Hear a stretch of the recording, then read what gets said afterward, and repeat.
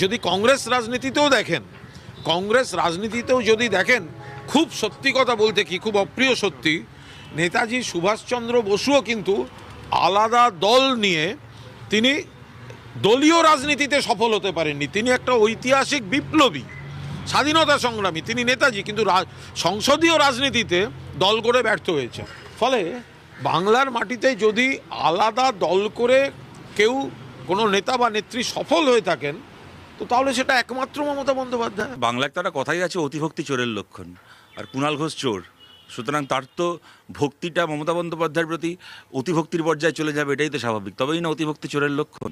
এরা আমাদের বিরুদ্ধে অভিযোগ করে যে কমিউনিস্টরা নাকি নেতাজিকে একটা সময় গালাগাল দিয়েছিল। এখন আমরা দেখতে পাচ্ছি কুণাল ঘোষ নেতাজিকে গালাগাল দিচ্ছে। কি গালাগাল দিচ্ছে? কুণাল ঘোষ নেতাজিকে মমতা ব্যানার্জি বলে গালাগাল দিচ্ছে।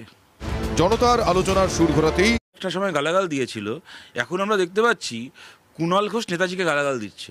কি গালাগাল দিচ্ছে? কুণাল ঘোষ নেতাজিকে মমতা ব্যানার্জি বলে গালাগাল দিচ্ছে।